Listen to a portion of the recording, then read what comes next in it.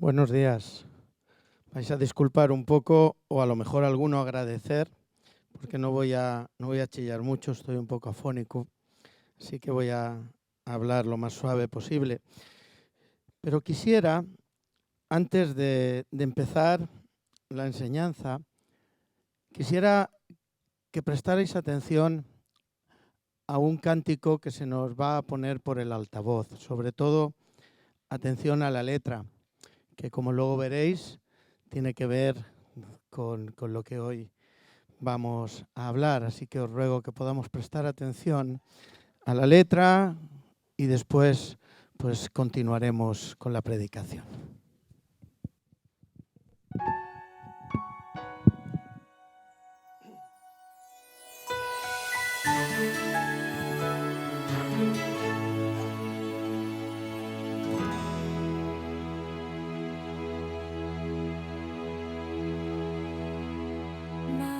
Que trabajan la madera, manos que escriben en la arena, manos heridas por un mundo cruel, manos que lavan los pies.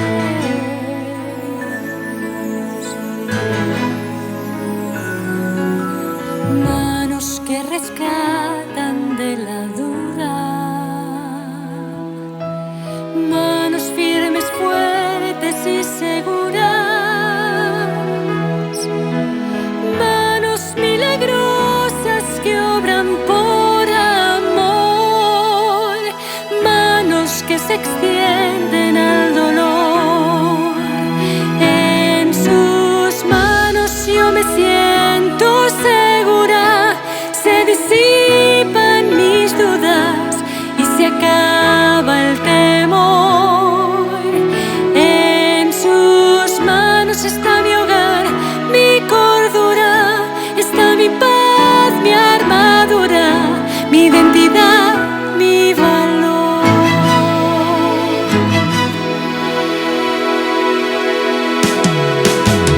Manos humildes y sencillas,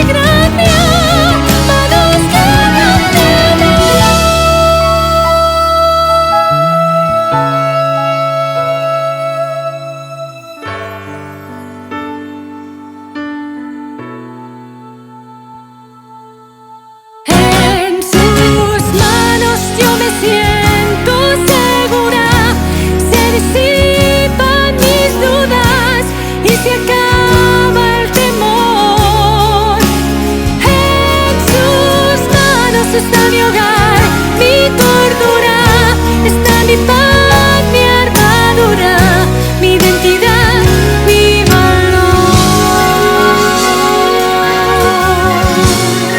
Está mi paz, mi cordura, mi identidad, mi valor.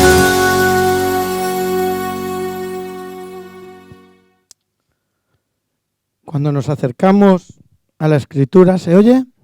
¿Sí?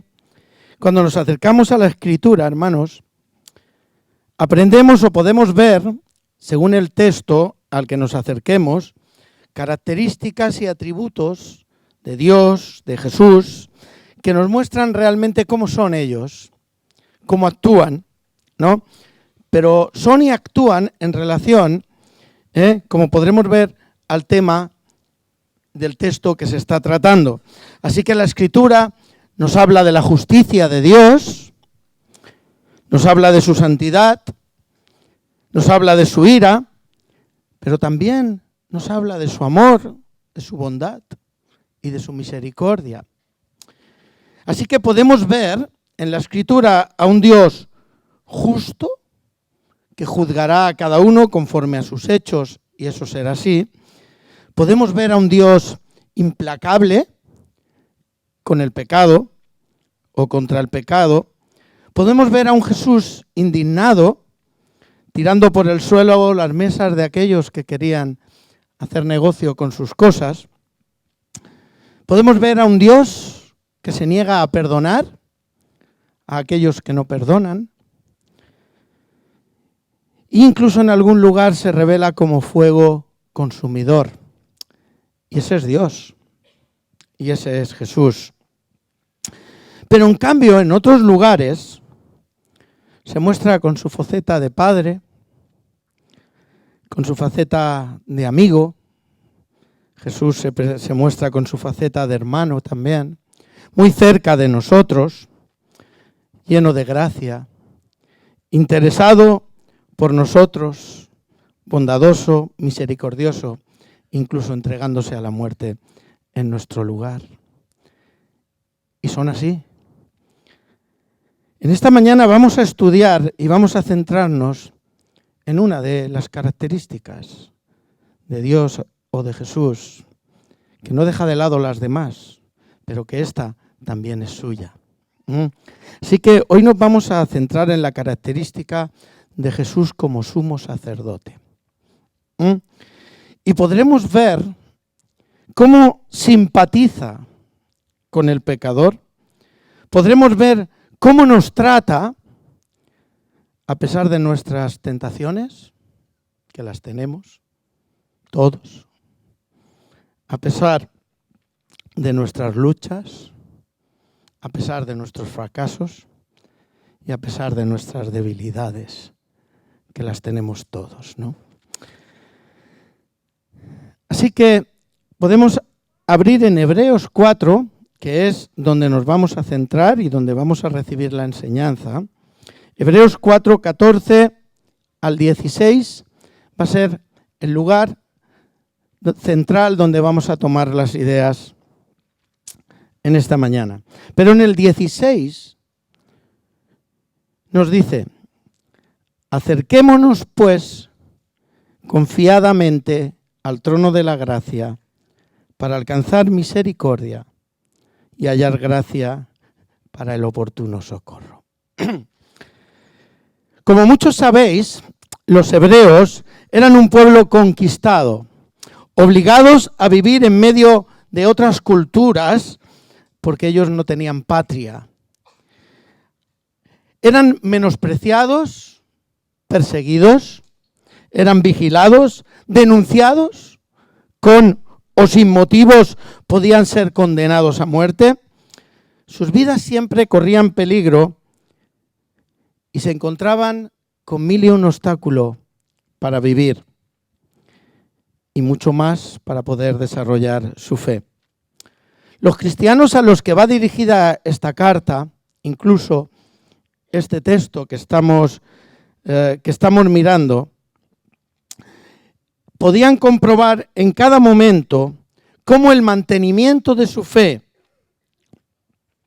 y la lealtad y obediencia a Dios los exponían constantemente a pruebas, a sufrimientos y también a tentaciones, ¿no?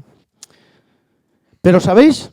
Podían escapar de todas estas presiones si renunciaban a su fe o incluso si rebajaban su testimonio público, ¿no?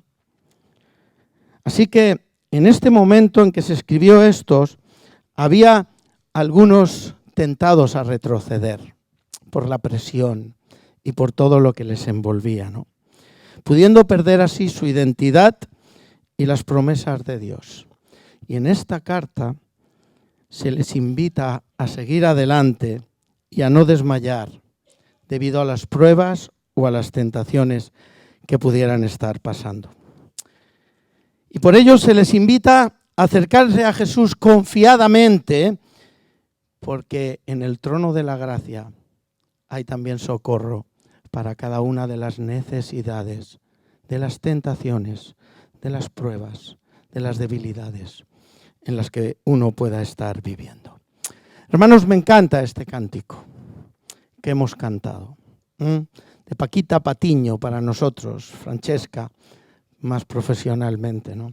Ella se crió aquí. Pero digo que me encanta porque el que nos invita hoy a acercarnos está muy bien reflejado en este cántico como es. ¿Quién es este que nos invita a acercarnos confiadamente al trono de la gracia para hallar el oportuno socorro? Y en este cántico nos dicen que ese es Jesús, que tiene unas manos que lavan, que rescatan y que salvan, que está por nosotros. Dice que tiene unas manos fuertes y unas manos seguras. Manos capaces de extenderse al dolor. Manos que obran por amor. Manos que ofrecen vida, abiertas para consolar, llenas de gracia. Manos en las que dice que me puedo sentir seguro, donde pueden desaparecer mis dudas y mi temor, donde encuentro la paz, donde encuentro mi identidad, mi armadura y mi valor. El que me está invitando a acercarme confiadamente al trono de la gracia es este Jesús, cercano a cada uno de nosotros. La Escritura en esta mañana nos va a hacer una proposición, y es esta: invitarnos a acercarnos con confianza al trono de la gracia. Y nos da 3 razones para acercarnos confiadamente al trono de la gracia y para poder encontrar el socorro. La primera razón la encontramos en el versículo 14. Estamos en Hebreos 4 y vamos a tener abierto del 14 al 16. En el versículo 14 nos da la primera razón para acercarnos con confianza. Dice: por tanto, teniendo un gran sumo sacerdote que traspasó los cielos, Jesús, el Hijo de Dios, retengamos nuestra profesión. La primera razón para acercarnos a Jesús con confianza es porque Él es nuestro gran sumo sacerdote. Permitidme brevemente explicar un poco cuál era la labor del sumo sacerdote. Deciros que es complicadísimo cuando tienes que traer a la actualidad cosas de tantos años atrás, con toda la cosa que le mueve, pero lo he intentado hacer lo más sencillo posible, hasta donde he podido. Mirad, el sumo sacerdote era el mediador, el intermediario entre Dios y su pueblo. Su tarea principal consistía en ofrecer con regularidad sacrificios de animales sin mancha e interceder delante de Dios por los pecados del pueblo. ¿Por qué todo esto? Porque Dios es santo y el hombre pecador, ante lo cual el pecado interrumpía la relación con Dios y levantaba una barrera de incomunicación con Dios. Los sacrificios se ofrecían para suprimir esa barrera y restaurar la relación con Dios. No sé si me he explicado más o menos bien. Por tanto, el propósito fundamental de la actividad del sacerdote era conseguir la expiación del pecado, buscando delante de Dios el perdón de los pecados de los hombres. O sea, dicho de otra manera, el sacerdote existía para abrirle al pecador el camino de vuelta a Dios. Siempre que el pecador quisiera, claro. Así que en Hechos 7, del 21 al 28, si no queréis, no lo leáis, yo lo tengo aquí, lo voy a leer en la Nueva Versión Internacional, nos presenta a Jesús como sumo sacerdote mayor y mejor que cualquier otro sacerdote que pudiera haber habido antes. Y nos lo dice de la siguiente manera, dice, el Señor ha jurado y no cambiará de parecer. Refiriendo a Jesús, dice, tú eres sacerdote para siempre. Ahora bien, como a aquellos sacerdotes la muerte les impedía seguir ejerciendo sus funciones, ha habido muchos de ellos. Pero como Jesús permanece para siempre, su sacerdocio es imperecedero. Por eso también puede salvar por completo a los que por medio de él se acercan a Dios, ya que vive siempre para interceder por ellos. Nos convenía tener un sumo sacerdote así, santo, irreprochable, puro, apartado de los pecadores y exaltado sobre los cielos. A diferencia de los otros sumos sacerdotes, él no tiene que ofrecer sacrificios día tras día, primero por sus propios pecados y luego por los del pueblo, porque él ofreció el sacrificio una sola vez y para siempre cuando se ofreció a sí mismo. De hecho, la ley designa como sumos sacerdotes a hombres débiles, pero el juramento posterior a la ley designa al Hijo, quien ha sido hecho perfecto para siempre. Jesús, el Hijo de Dios, hermanos, sin pecado, se ofreció a sí mismo por el pecado de la humanidad, como ofrenda perfecto. Actuando de esta manera de intermediario, estamos tratando el gran sumo sacerdote nuestro, a Jesús, actuando de intermediario entre nosotros y Dios y anulando y quitando de esta manera la barrera que nos separaba de Dios, restaurando nuestra relación con Dios. Por eso Él es el sumo sacerdote. ¿Y por qué Él podía ser el sumo sacerdote? Porque era el mismo Dios encarnado, santo, inocente, sin mancha. Entonces Él entregó su vida en una cruz para que yo pueda ser presentado limpio y sin mancha delante de Dios. Y se convirtió en ese momento en nuestro gran sumo sacerdote. El sacerdocio de Jesús es para siempre, para la eternidad. De tal manera que Él, el tiempo que estuvo en el mundo, en medio de los hombres, dio su vida por ellos. Pero sabéis, dice la Escritura, que en el cielo, aún hoy, sigue actuando de sumo sacerdote, porque dice que sigue intercediendo por nosotros. Segunda razón, hermanos, por la que nos podemos acercar confiadamente. Versículo 15 dice, porque no tenemos un sumo sacerdote que no pueda compadecerse de nuestras debilidades, sino uno que fue tentado en todo, según nuestra semejanza, pero sin pecados. Si seguimos leyendo en el 5 del 1 al 4, nos dice que hay dos requisitos indispensables para el sumo sacerdote. Primero, no puede designarle cualquiera, solo puede ser designado por Dios. Nadie se podía designar a sí mismo sacerdote, ni nadie podía designar a otros. Eso es un llamado específico, claro y concreto de Dios. No voy a explicar que Jesús ese primer requisito lo tiene, ¿no? Pero sí hay un segundo requisito que nos muestra que dice que debe ser capaz, este sumo sacerdote, debe ser capaz de simpatizar con aquellos a quienes representa. ¿Me seguís hasta aquí, hermanos? ¿Sí? ¿Por qué debía simpatizar? Porque su ministerio era constituirse a favor de los hombres. Se debía identificar con ellos, los debía conocer, los debía entender, debía ser sensible a sus fallos, a sus necesidades y a sus debilidades.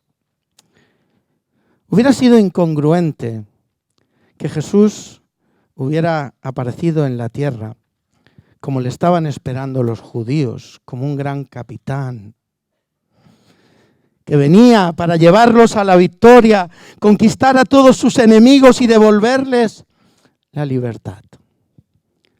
Hubiera sido incongruente, porque ese no hubiera sido un Jesús cercano. La necesidad del hombre, la necesidad de su pueblo, no era que viniera con esplendor de rey, no era eso, sino que la necesidad de su pueblo era de alguien que viniera a ayudarles con su pecado, con su situación de muerte. Alguien cercano, alguien que los pudiera entender. Simpatizar quiere decir sentir con otro. O sea, el gran sumo sacerdote Jesús simpatiza con nosotros, pero la palabra simpatizar significa sentir con otro. Es decir, es casi imposible comprender el dolor o el sufrimiento de alguien si nosotros de alguna manera no hemos pasado por ello. Una persona que no sufra de los nervios no puede entender la tortura que sufren los que están padeciendo esta enfermedad. Seguro que no los puede comprender. Una persona que siempre ha estado sana no puede simpatizar con alguien que se cansa con facilidad. Una persona que nunca ha sufrido dolores no puede simpatizar con una que los está sufriendo constantemente. Una persona que nunca ha sido afligida no entiende el dolor del corazón de aquel que está siendo afligido. Antes de poder simpatizar con alguien, necesitamos pasar por su misma experiencia. Y eso lo hizo Jesús. Por eso es el sumo sacerdote adecuado para nosotros. Jesús conoce la naturaleza de nuestra humanidad, ya que él mismo se hizo hombre. Permitidme leer Filipenses 2, 6, 8. Dice, siendo en forma de Dios, no estimó el ser igual a Dios como cosa a la que aferrarse, sino que se despojó de sí mismo, de esa divinidad, tomando forma de siervo, hecho semejante, ¿a quién? A los hombres. Y estando en la condición ¿de qué? De hombre. Se humilló a sí mismo haciéndose obediente hasta la muerte y muerte de cruz. O sea, siendo el mismo Dios se despojó de su divinidad para hacerse como nosotros. El origen divino de Jesús no le descalificó para compartir nuestros problemas. Fue hecho en todo, dice, semejante a los hombres. Compartió nuestra naturaleza siendo Dios. Sufrió dolor. Se enfrentó a la tentación, no me estoy inventando nada. Pasó por pruebas, sabe lo que es el sufrimiento, experimentó la flaqueza humana, conoce todo de nosotros. Conoce nuestras debilidades, nuestras flaquezas, entiende nuestras luchas de cada día. Conoce también nuestros anhelos, nuestros deseos, nuestras indignidades. Nuestro gran sumo sacerdote Jesús se hizo hombre, experimentó todas las cosas y es el adecuado para entenderte, para simpatizar contigo, ¿no? Simpatiza con nosotros porque nos entiende, hermanos, porque comprende el sufrir de nuestra humanidad. Él comprende, sabe con exactitud lo que estamos pasando y el tipo de ayuda que necesitamos. Por eso dice que podemos encontrar el socorro oportuno. Mirad, he titulado esta enseñanza En mis zapatos. No sé si a alguien le ha sorprendido, ¿no? Pero la he titulado En mis zapatos porque Jesús no me trata ni me juzga desde una perspectiva intransigente, desde una perspectiva exigente muchísimo más allá de mis posibilidades, sino que se viste de mi humanidad, de tu humanidad.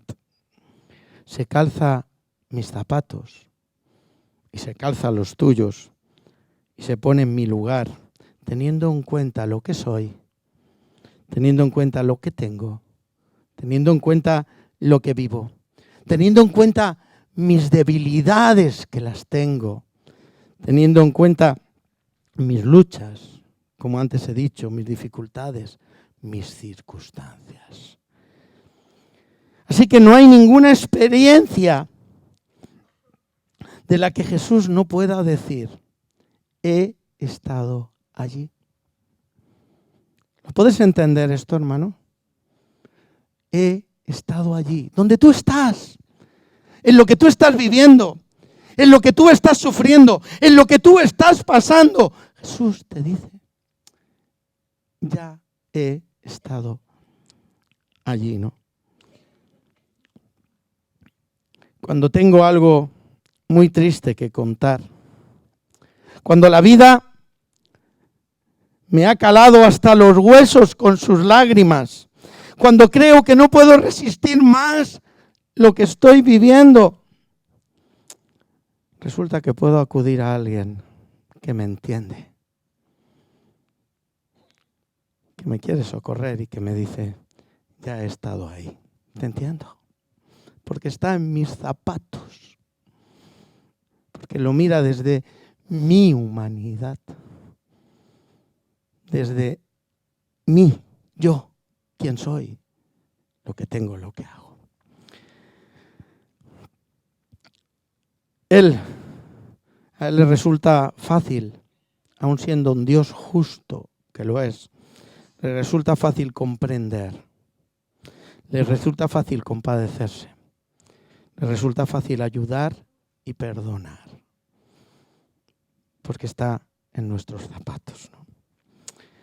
La tercera cosa por la que podemos confiar, primero, porque es sumo sacerdote, segundo, porque es sumo sacerdote compasivo, nos entiende a la perfección, nos comprende, y tercero, lo encontramos en el versículo 16, donde dice, acerquémonos pues confiadamente al trono de la gracia para alcanzar misericordia y hallar gracia para el oportuno socorro. La tercera razón por la que nos podemos acercar a Jesús con confianza es porque es nuestro gran sumo sacerdote, compasivo y misericordioso para con nosotros, ¿no? Según el diccionario, la palabra compasión es un sentimiento, ¿vale? La compasión es un sentimiento. Es un sentimiento, dice el diccionario, de conmiseración y lástima que se tiene hacia quienes sufren penalidades y desgracias. Esto es el sentimiento de compasión. Pero la misericordia la describe de otra manera. Es decir, no es lo mismo compasión que misericordia. De la misericordia, dice el diccionario, que es una virtud, no es un sentimiento, es una virtud que inclina el ánimo a compadecerse, por una parte, de los sufrimientos y miserias de otros, y por otra parte, en el caso de Dios, es el atributo en cuya virtud perdona los pecados y las miserias de los demás. Vamos a ver si esto le podemos sacar un sentido.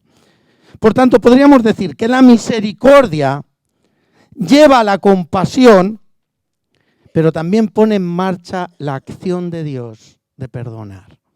¿Me explico?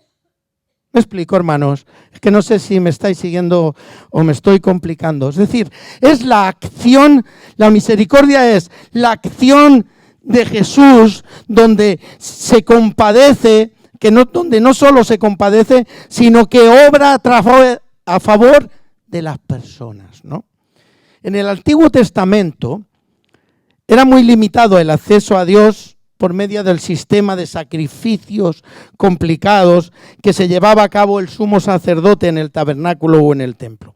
Mirad, el pueblo tenía que esperar fuera, mientras el sumo sacerdote se acercaba al lugar santísimo delante de la presencia del mismo Dios, y eso solo lo podía hacer una vez al año. ¿Vale? Todo el mundo fuera, una vez al año, el sumo sacerdote entra en el lugar santísimo para interceder por todos los que estaban fuera. Eso es lo que se hacía en el Antiguo Testamento. Pero Jesús, como gran sumo sacerdote,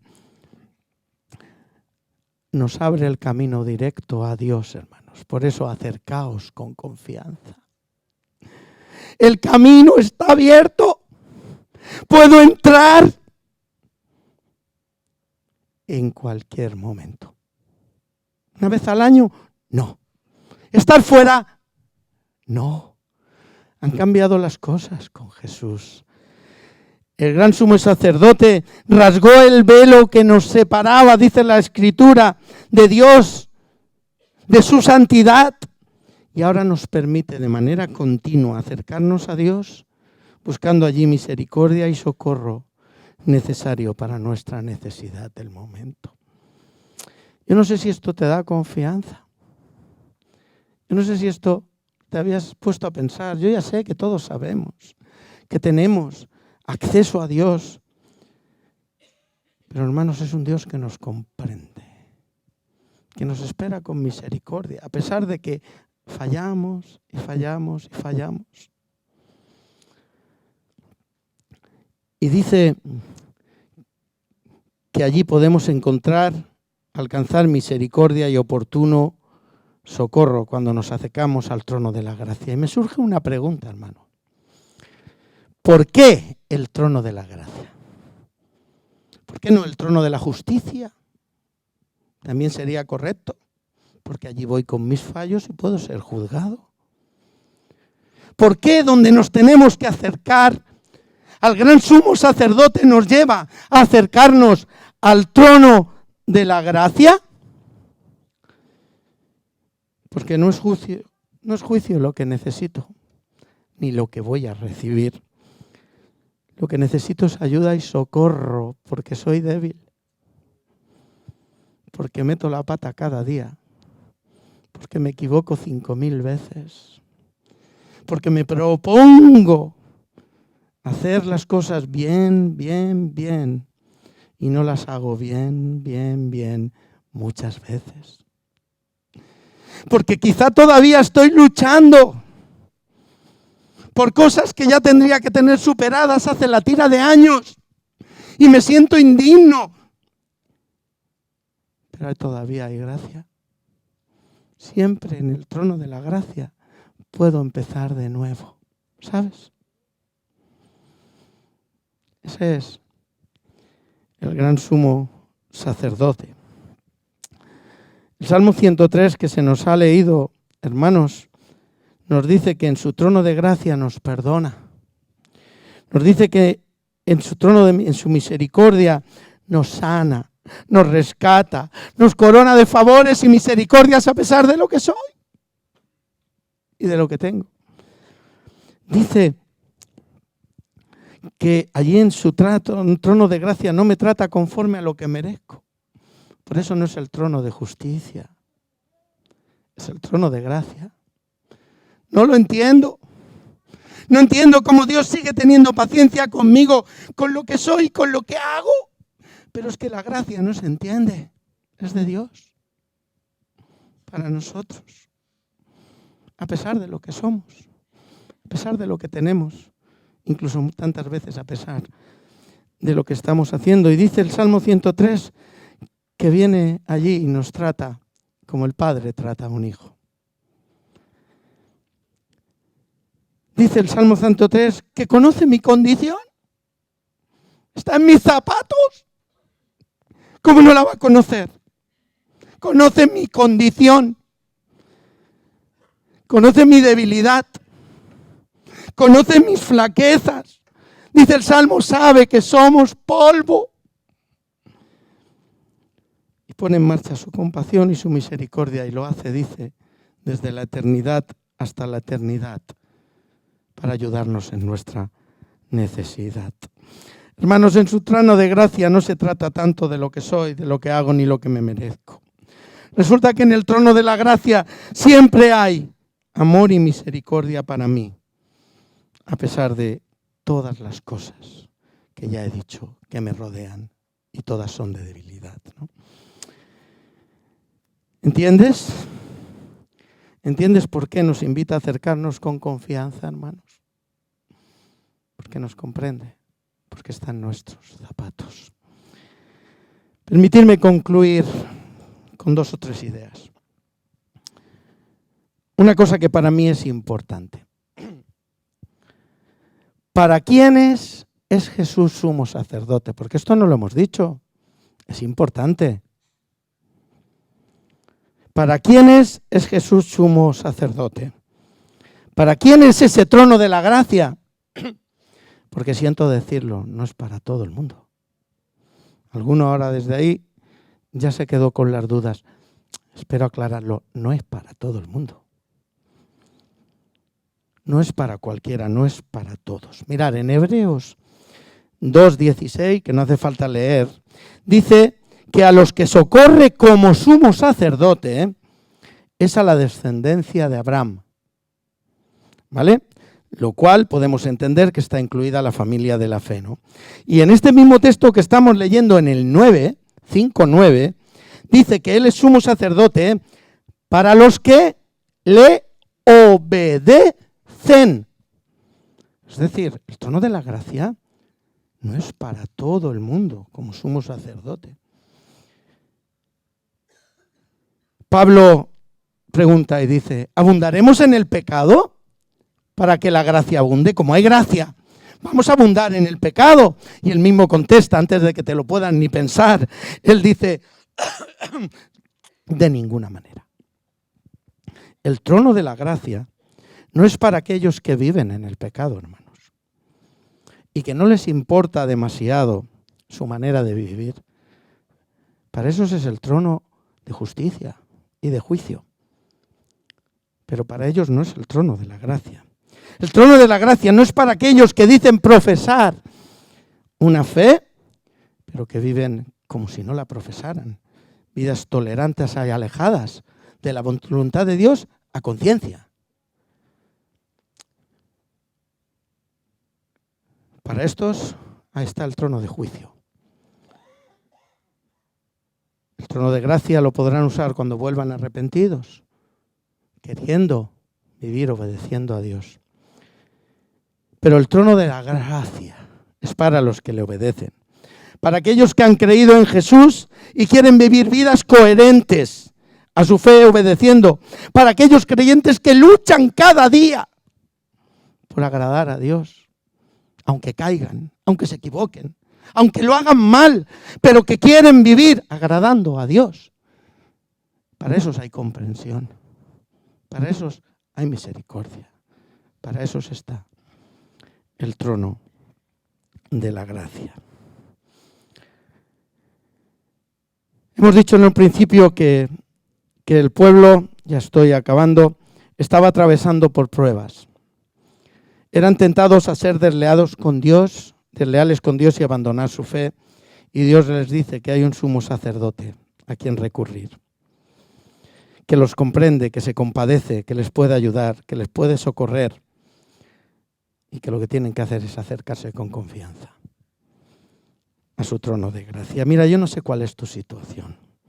No sé si estás pasando pruebas, si tienes dudas, si estás desanimado, si estás cansado. Si estás cansado de luchar solo, ese es el único de tu familia que tiene fe. Y ahí estás. No sé cuál es tu situación. El mismo Pablo en Romanos 7 dice de todos aquellos, para todos aquellos que estamos luchando, dice, somos débiles y no entendemos lo que hacemos. Queriendo hacer lo correcto, hacemos lo bueno. Y resulta que hacemos lo incorrecto y lo malo cuando queremos hacer lo bueno. Y todo esto y tal y tal. ¿Y qué pasa? ¿Y qué pasa? ¿Por qué hay estas luchas dentro de nosotros? Pero acaba diciendo, miserable de mí. Pero gracias doy a Dios por Jesucristo. Porque Él me entiende. Porque Él entiende de mis luchas. Porque Él entiende de mis debilidades. Y me ofrece su trono de gracia para socorrerme, para ayudarme y para poder empezar de nuevo, cada día. Ese es el gran sumo sacerdote que nos invita en esta mañana a acercarnos. Hay un coro que vamos a cantar para despedir, que dice, por el poder de tu amor. Me vais a permitir orar, hermanos, y yo daré por terminada lo que es mi participación, pero yo os invito a reflexionar según vamos cantando este coro. Señor, yo te quiero dar gracias de manera especial en esta mañana. Gracias por tratarme así. Porque realmente, Señor, siempre estoy metiendo la pata. Realmente, Señor, cada día me doy cuenta y más cuenta y más cuenta de mi humanidad, de mi debilidad, de todas aquellas cosas, Señor, en las que caigo una y otra y otra y otra vez. Señor, cada día me doy más cuenta que si dependiera o me juzgaras por lo que soy o por lo que hago, estaría irremediablemente acabado, Señor. Pero yo en esta mañana te quiero dar gracias por el trono de la gracia, por ser mi gran sumo sacerdote, capaz de comprenderte, capaz de ponerte en mi lugar. Y te quiero rogar, Señor, que me ayudes en mi necesidad. Que cuando vengo delante de ti, Señor, me sigas tratando así, dándome la oportunidad cada día de empezar de nuevo, a seguir luchando y a seguir aferrado a aquel sumo sacerdote que sigue aún hoy intercediendo por mí desde los cielos. Señor, sobre todo, hoy tengo la ocasión de acercarme porque es lo que la Escritura me está invitando, pero también tengo la ocasión de darte gracias por ser así y por tu gracia que alcanza mi vida y me hace feliz. Señor, gracias en el nombre de Jesús.